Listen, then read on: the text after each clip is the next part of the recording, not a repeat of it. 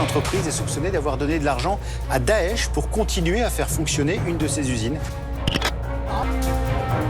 Les employés français de Lafarge étaient des sources d'informations non négligeables. Daesh ou Al-Nusra, ils sont là. Il a des téléphones portables. Ça, c'est un travail de renseignement très profond. Il risque sa vie tous les jours. Il va faire du renseignement avec des personnes extrêmement dangereuses. Eh bien, bonjour mes amis et bienvenue pour une nouvelle vidéo. Donc, on est dimanche 28 mai 2023. Je vais vous parler d'un documentaire que je viens de terminer. Ça s'appelle Enquête exclusive Cimenterie Lafarge, la multinationale Daesh et les espions. Donc, je viens de terminer le documentaire à l'instant et je m'emprête, tant que c'est chaud, de faire ma petite vidéo, mon petit speech pour vous en parler, pour vous inciter à voir si vous avez la possibilité de voir ce documentaire. Donc, je répète le titre, Cimenterie Lafarge, la multinationale Daesh et les espions. Pour moi, c'est de la bombe. Donc, pour rappel, ça se passait à l'époque de François Hollande. Bon. L'ex-PDG de Lafarge paraît, lui, découvrir la schizophrénie de ce dossier. La seule chose que je peux vous dire, c'est que c'est assez bizarre d'être accusé en même temps de financer les terroristes et d'avoir aidé finalement ou peut-être contribué en fait à lutter très efficacement contre le terrorisme. J'espère que cette question, qui fait pour moi partie des pièces du puzzle qui manquent, va être éclaircie. Bon, donc c'est l'une des affaires d'espionnage les plus rocambolesques et les plus inédites de ces dernières années. Lafarge, alors entreprise française et leader mondial du ciment, est aujourd'hui poursuivie pour complicité et financement du terrorisme et complicité de crimes contre l'humanité pour avoir versé de l'argent aux islamistes de Daesh et d'Al-Nusra afin de poursuivre l'activité de son usine en Syrie. Après plus d'un an d'enquête, les journalistes du magazine Enquête exclusive révèlent que des salariés de Lafarge ont aussi fourni au service de renseignement français des informations ultra confidentielles et très précieuses sur les terroristes de Daesh et d'Al-Nusra, ainsi que sur le régime du dictateur Bachar el-Assad. Les informations auraient permis notamment d'identifier les terroristes et de déjouer des projets d'attentats en Europe et de localiser des otages retenus par les djihadistes. En restant en Syrie au milieu de la guerre, l'entreprise Lafarge s'est retrouvée en zone grise où chacun essaie de tirer son épingle du jeu, quitte à fermer les yeux sur des activités illicites et dangereuses. Le Quai d'Orsay et les services secrets français n'ignoraient rien des arrangements de Lafarge avec les organisations terroristes, mais la raison d'État était plus forte. Les réalisateurs de ce documentaire ont recueilli des témoignages et des documents exceptionnels. Un partenaire de l'usine, un homme d'affaires syrien, parle à visage découvert dans ce document, comme de nombreux autres témoins. À l'issue de cette enquête, une question se pose: peut-on à la fois financer le terrorisme et simultanément lutter contre celui-ci? Bien, ouais, c'est de la bombe, mes amis, c'est de la bombe. On va en revenir un peu parce que, franchement, si vous avez la possibilité de voir ce documentaire, je peux pas mettre grand chose comme vidéo parce que sinon ma vidéo va être bloquée. Déjà, bon, on ne sait jamais, une affaire comme ça là, un document comme ça là, ça touche quand même certaines personnalités, on va dire, de l'époque, comme François Hollande et ses ministres, puisque on peut accuser la cimenterie Lafarge, mais ils n'ont fait qu'exécuter les ordres des services secrets, enfin ce qu'on leur demandait, c'est-à-dire de continuer à travailler en Syrie, de continuer à verser des pots de vin donc aux islamistes à l'époque, puisque les services de renseignement français tenaient à ce que certaines personnes de la cimenterie Lafarge leur fournissent des renseignements, puisqu'ils avaient aucun agent sur place. Donc il faut savoir qu'à l'époque, en Syrie, c'était très très difficile d'avoir des informations. Les renseignements généraux, la DGSE, n'avaient pas d'espions à l'époque là-dessus, et donc ils ont utilisé la cimenterie Lafarge, en fait certaines personnes et les réseaux de la cimenterie Lafarge pour avoir des renseignements. Voilà. Donc moi je constate, oui, mais il y a un problème aussi, c'est que la DGSE et l'État français a lâché donc les personnes dont ils sont servis. Donc ils ont utilisé des personnes anciens militaires qui travaillaient donc à la cimenterie Lafarge pour donner des renseignements de grande valeur donc au service secret français. Et une fois que Daesh c'était fini, une fois que la Syrie donc est retournée à la tranquillité du régime Bachar el-Assad, du régime syrien normal en fait, on va dire, avant évidemment que cette révolution, cette pseudo en fait, c'est une révolution, c'est Al-Nusra donc et Daesh qui donc deux mouvements islamistes, un de proche de Al-Qaïda et l'autre de l'État islamique, Donc, ils voulaient prendre le pouvoir en Syrie. Et le gouvernement de François Hollande les a pris comme des gentils bisounours et leur a donné des armes, alors qu'il y avait un veto en Europe, interdiction de livrer des armes aux opposants du régime de Bachar el-Assad. Mais François Hollande voulait à tout prix faire tomber le régime de Bachar el-Assad, qui est un régime chiite en fait, puisque voilà, Bachar el-Assad, c'est un démocrate chiite, voilà, et donc à la place, ils ont voulu financer les terroristes islamiques sunnites qui étaient Al-Nusra et Daesh, voilà. Bon, en fait, bref, je constate que souvent la DGSE, je veux dire, la Direction Générale des Services Secrets Extérieurs, laisse tomber ceux qui ne sont plus utiles, parce que j'ai déjà fait une vidéo sur un autre agent secret qui travaillait pour la DGSE, qui a été laissé tomber par les services secrets français, puisque à l'époque c'était le Zaïre. Il y a Paris qui a envoyé donc au service secret du Zaïre un document comme quoi il y avait un commando libyen qui allait attaquer le barrage d'Inga. Et en fait, c'était Philippe de Dieuleveux avec son petit équipage. Donc, ils étaient 7 en tout dans un espèce de rafio, qui tenait très bien, qui a été créé exprès pour ça. Voilà, qui était là pour descendre le fleuve. Donc des rapides, mais bon, ils étaient vraiment impeccables. C'était vraiment pas un petit, c'est un truc de 14 mètres qui tenait très bien sur l'eau, qui était très stable et tout ça. Et en fait, ils ont été pris par la DSP à l'époque, par les militaires du président du Zaïre, sur information des services secrets français. Voilà. Et donc ils ont été pris, l'équipage, donc ils étaient 7 personnes. Bon, il y en a 2 qui ont été tués sur place et 5 les autres blessés, emportés, interrogés donc par les DSP et par le fils, interrogés donc sous la torture, éliminés et possiblement enterrés ou donnés aux crocodiles, on ne sait pas, enfin on n'a pas retrouvé le corps. Bon, pour en venir à la DGSE qui laisse tomber ses agents, c'est malheureux mes amis, hein. Afin d'apporter des renseignements sur la Libye, monsieur Jean-Claude Veillard, monsieur Sûreté de la Société des Ciments Français Lafarge, a été l'honorable correspondant des 3 services suivants, la DRM, c'est-à-dire la Direction du renseignement militaire, la DGSI, la Direction générale de la sécurité intérieure, et la DGSE, la Direction générale de la sécurité extérieure.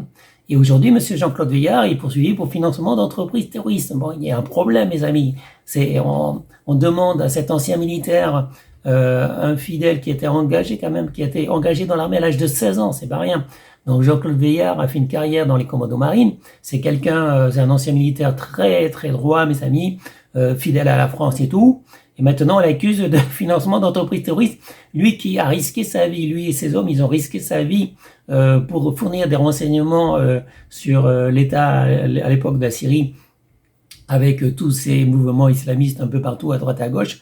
Donc, ils devaient fournir des renseignements aussi bien sur ce que fait Bachar el-Assad, le régime syrien, mais également ce que fait Nusra, etc. Sauf que François Hollande, il croyait que Nusra et Daesh, c'était des gentils bisounours qui étaient là pour faire tomber le régime de Bachar el-Assad. Voilà, bon, enfin, bref. Bon, mais c'est pas la première fois qu'il se fait avoir, hein, monsieur François Hollande. Enfin bref, donc un deuxième réseau d'espionnage, toujours au sein de la cimenterie Lafarge, va être créé pour fournir des renseignements au service secret français. C'est celui de Firas Tlas. Mais au départ, il y en avait qu'un seul. Donc, je veux dire, la DGSE avait approché monsieur Jean-Claude Veillard, et c'est lui le premier qui a mis en place ce réseau de services, de renseignements plutôt, pour la DRM, la DGSI et la DGSE. Voilà. Donc après, par la suite, peut-être que je sais pas, les services français, les services secrets français avaient besoin de plus d'informations. Donc ils ont demandé, ils ont essayé, mis en place donc un deuxième réseau, toujours à partir de la cimenterie Lafarge. Mais tout ça, il fallait payer des gens, etc. Voilà. Mais en même temps, payer des gens, même si c'est des islamistes, c'est pas pire que de leur fournir des armes. C'est ce que faisait François Hollande. Voilà. Donc, en même temps, si on n'accuse pas François Hollande, pourquoi on les accuse à eux? Et les forces syriennes libres, c'était en fait quoi? C'était donc une vue de l'esprit? Parce que, vue de l'Occident, c'était quand même les forces démocratiques qui étaient censées prendre la succession de Bachar al-Assad. C'était une fiction, une vue de l'esprit, comme vous dites. Donc, comme je disais, donc un deuxième réseau d'espionnage va être créé. Donc, c'est celui de Monsieur Firas Tlas. Et la France a fourni des armes à des groupes rebelles syriens dès 2012, alors que l'Union européenne avait imposé un embargo sur de telles livraisons. Et c'est le président François Hollande qui lui dit lui-même dans un livre aux éditions de l'Archipel, intitulé « Dans les coulisses de la diplomatie française » de Sarkozy à Hollande, et c'est écrit par le journaliste Xavier Panon. Et à cause de François Hollande, donc, les islamistes de Al-Nosra et Daesh ont pu bénéficier d'armes françaises afin de combattre le régime syrien et créer l'État islamique Daesh. Donc, les armes sont envoyées grâce aux soins de la DGSE, la Direction Générale de la Sécurité Extérieure. Et il faut tout d'abord trouver des fournisseurs discrets, effacer les marques de la provenance des armes avant leur départ. Voilà. C'est pas simple, mes amis. Dans son livre, Xavier Panon transcrit les propos d'un responsable du Quai d'Orsay. François Hollande et son ministre ont été bien imprudents sur la Syrie et l'embargo. Faute d'avoir la capacité d'influer réellement sur le rapport de force, la posture reste morale. Or, la morale est rarement bonne inspiratrice en politique étrangère. Livrer des armes sans garantie de destination, c'est être co-belligérant. Il n'y a davantage de raisons de ne pas le faire que de le faire. Il y a davantage de raisons de ne pas le faire que de le faire. Voilà, il faut bien citer les propos. Donc effectivement, c'est dans le livre. Et donc, il valait mieux que François Hollande, il aurait mieux valu plutôt que François Hollande respecte l'embargo et ne livre pas des armes donc aux opposants de Bachar el-Assad. Mais François Hollande voulait tellement faire tomber Bachar el-Assad que voilà, qu'importe à qui il donnait les armes, bon, il balançait les armes, il donnait les armes en essayant de faire en sorte qu'on puisse pas tracer les armes, qu'on puisse pas remonter les armes donc à la France. Voilà, il utilisait la DGSE pour ça, mais il devait cacher la provenance des armes. Donc les opposants au régime syrien devaient pourtant se souvenir qu'Hillary Clinton, lorsqu'elle était ministre des Affaires étrangères, n'a pas hésité à placer sur la liste des organisations terroristes le front Al-Nosra. C'était le 20 novembre 2012, avant même qu'Ayman al-Zawahiri ne rende publique sa filiation, c'était en novembre 2013, car elle considérait qu'il s'agissait d'une émanation d'Al-Qaïda en Irak qui s'était déplacée en Syrie. En 2005, le président Jacques Chirac avait rompu toute relation avec le régime syrien après l'attentat contre le premier ministre libanais Rafik Hariri. Son successeur Nicolas Sarkozy invite M. Bachar al-Assad à l'Élysée. Vous avez bien compris que nous entamons de nouvelles relations, pas pour quelques jours, mais pour quelques semaines, des relations structurelles, stratégiques. C'était le 12 juillet 2008. À la suite des révoltes arabes, le ministre des Affaires étrangères Alain Juppé marque le changement de cap. La France a dit la première que Bachar el-Assad devait quitter le pouvoir. Ça, c'était le 27 août 2011. Le 13 novembre 2012, M. François Hollande demande la levée de l'embargo afin de pouvoir livrer des armes à l'opposition. La France reconnaît la coalition nationale syrienne comme la seule représentante du peuple syrien et donc comme le futur gouvernement provisoire de la Syrie démocratique. Alors ça, c'est amusant parce que la coalition nationale syrienne, c'était un professeur d'informatique qui était, il me semble, en Turquie, Tunisie ou Turquie, je crois. Donc c'est un professeur d'informatique qui n'avait jamais été militaire, qui n'y connaissait rien à l'armée, qui s'est proclamé colonel, mais qui jamais sorti de son cours d'école. Donc il enseignait l'informatique, mais c'est la seule chose qu'il faisait, mes amis. Il s'est proclamé colonel et voilà, et on a cru, enfin François Hollande plutôt, a cru sans faire des recherches, sans vérifier, que c'était le libérateur de la Syrie et qu'il allait faire tomber Bachar el-Assad. Et comme il fallait fournir des armes et que ce professeur d'informatique n'était pas en Syrie, donc François Hollande a livré des armes à tous les opposants de Bachar el-Assad, c'est-à-dire les islamistes sunnites qui étaient Al-Nosra et Daesh. Voilà, l'État islamique, mais c'était divisé en califat, c'était même pas des califats à l'époque, hein, c'était pas encore nommé califat, c'était des groupuscules, etc. Bon, ils étaient bien contents d'avoir les armes françaises, voilà, et ils ont pu essayer de faire tomber le régime de Bachar el-Assad, en tout cas proclamer l'État islamique et faire tout ce qu'on sait, etc. Mais ça a pris fin à un moment donné, à cause des attentats de Paris. Hein. Donc fin août 2013, Paris se retrouve seul à vouloir bombarder les troupes de Monsieur al-Assad Pendant 3 ans, le ministre des Affaires étrangères, Laurent Fabius, a défendu une position extrême, allant jusqu'à critiquer la décision américaine de placer le front Al-Nosra sur la liste des organisations terroristes parce que sur le terrain, ils font du bon boulot. Ça, c'est Monsieur Fabius qui a dit ça, qui a écrit ça le 13 novembre 2012. Il disait donc le front Al-Nosra, organisation terroriste, ils font du bon boulot sur le terrain. Oui, ils font du bon boulot. Ils vont faire tomber Bachar el-Assad et voilà, c'est l'État islamique puisque les deux mouvements sunnites, que ce soit Al-Nosra et l'État islamique, ils fusionnent pour faire ce qu'on appelle le califat à l'époque, enfin ce qu'on va appeler le califat. Quand le 28 septembre 2015, le président russe Vladimir Poutine propose une coalition devant l'Assemblée générale des Nations unies, le président français lui répond à la même tribune « Bachar el-Assad est à l'origine du problème, il ne peut pas faire partie de la solution ». Après le début de la révolte contre le régime au printemps 2011 et dans l'enthousiasme suscité à l'époque par les printemps arabes, le président de l'époque Nicolas Sarkozy a pris fait et cause pour le vaste mouvement de protestation populaire et pacifique de la rue syrienne. Bon, effectivement, il n'y a pas que François Hollande qui s'est trompé, Sarkozy aussi s'est trompé. Voilà, mais bon, au début de son quinquennat, il avait choyé Bachar el-Assad, ça c'est Nicolas Sarkozy, espérant des réformes, mais lorsque ce dernier s'engage à fond dans la répression, Paris fait le choix de soutenir l'opposition démocratique syrienne. La France est la première des pays occidentaux à reconnaître officiellement la coalition nationale syrienne, suspendant ses relations diplomatiques avec le régime. Paris mise sur le renversement rapide d'un dictateur qui, selon les mots du ministre des Affaires étrangères d'alors, Laurent Fabius, ne devait pas avoir sa place sur Terre. Donc je critique François Hollande, mais Sarkozy, c'est pas mieux. Sarkozy s'est quand même beaucoup trompé, toujours en croyant que ce professeur d'informatique, qui n'était pas en Syrie, c'était lui, le colonel commandant la coalition contre le régime de Bachar el-Assad. Lui qui est ce professeur d'informatique qui n'avait jamais fait l'armée, qui n'était colonel que du nom qu'il s'était donné lui-même et qui n'avait jamais été sur le terrain, qui connaissait rien du tout. Donc le voile se lève doucement sur l'un des secrets les mieux gardés de la présidence Hollande, l'armement des rebelles syriens par la France. Voilà, on en vient.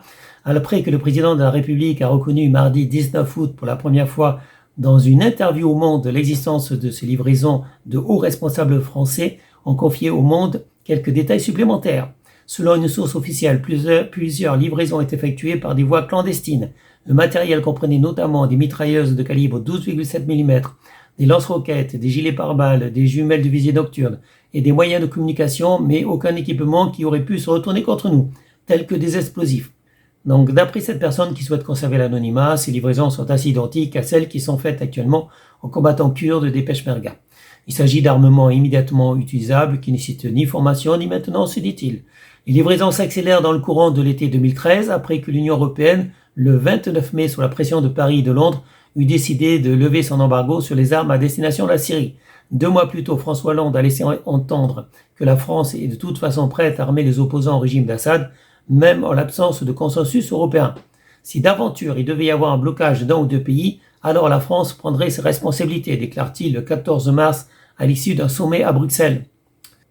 Concernant Bachar el-Assad, c'est le président de la République arabe syrienne depuis le 17 juillet 2000, date à laquelle elle a succédé à son père Hafez al-Assad. Il exerce également les fonctions de secrétaire régional du Parti basse, qui épouse l'idéologie du nationalisme arabe syrien, laïque et socialiste. Toutefois, au début de sa présidence, le régime se libéralise avant de se durcir à nouveau. Il est également le président du Front national progressiste qui réunit le Parti basse, le Parti social nationaliste syrien, les unionistes sociaux-démocrates et l'Union socialiste arabe. Et François Hollande s'était fixé le but de faire tomber Bachar el-Assad par tous les moyens, y compris en fournissant des armes aux islamistes sunnites comme Al-Nosra, proche d'Al-Qaïda et Daesh.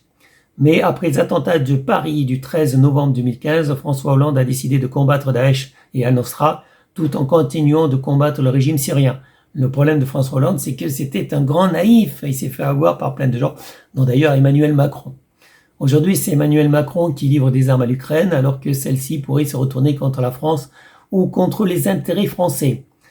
Presque 24 heures avant la tournée européenne de Volodymyr Zelensky, des informations obtenues par le Washington Post ont révélé que le dirigeant ukrainien aurait songé à organiser des attaques stratégiques et directes sur le territoire russe. Plus précisément, des documents classifiés issus des récentes fuites des services américains indiquent que le dirigeant aurait exprimé l'intention d'occuper des villages russes afin de faire pression sur Moscou et de bombarder un oléoduc transportant du pétrole vers la Hongrie. Enfin, les informations dévoilées ajoutent de la substance à la volonté exprimée depuis des mois par Kiev d'obtenir des missiles à longue portée pour frapper la Russie. À travers les documents auxquels le WAPO a eu accès, le Washington Post met en exergue le contraste existant entre l'image publique stoïque de Zelensky et une posture plus agressive en privé. Les documents révèlent un leader aux instincts agressifs qui contraste fortement avec son image publique d'homme d'État calme et stoïque, résistant à l'assaut brutal de la Russie, peut-on lire. Les opérations militaires suggérées par Zelensky ne semblent pas rassurer les États-Unis. La simple évocation de la possession de missiles à longue portée par les Ukrainiens fait naître des craintes au sein de la Maison-Blanche. Le quotidien révélateur indique que le Pentagone craint depuis longtemps que le conflit en Ukraine ne dégénère, pouvant essayer de créer une impasse catastrophique, supposément diplomatique avec la Russie. Cette appréhension américaine va vraisemblablement être bousculée puisque pour la première fois depuis le début de l'invasion russe, l'Ukraine va recevoir des missiles à longue portée. Le Royaume-Uni a annoncé qu'il va prochainement fournir des missiles Storm Shadow qui, dans la version export fournie à l'Ukraine, permettra à Kiev d'atteindre des cibles situées à 250 km. De nouvelles pistes dans l'enquête sur le sabotage des eaux des deux gazoducs Nord Stream 1 et 2, reliant la Russie à l'Allemagne, mènent à l'Ukraine, affirme vendredi l'hebdomadaire allemand Der Spiegel. Les investigations policières se concentrent notamment sur un voilier, l'Andromène, susceptible d'avoir servi au transport des explosifs utilisés par le sabotage en septembre 2022 en mer Baltique. Les métadonnées d'un mail envoyé lors de l'occasion du voilier mèneraient à l'Ukraine, affirme ainsi Der Spiegel. L'hebdomadaire fait aussi état de la découverte dans le bateau de traces d'un explosif, l'octogène, très répandu tant à l'ouest que dans l'ancien bloc de l'Est. Donc comme on peut le voir maintenant, Zelensky n'est pas aussi stoïque et calme qu'il le prétend, et il serait plutôt belliqueux. Et ce serait lui qui aurait fait péter les deux gazoducs Nord Stream 1 et Nord Stream 2, empêchant l'Europe d'avoir le gaz russe.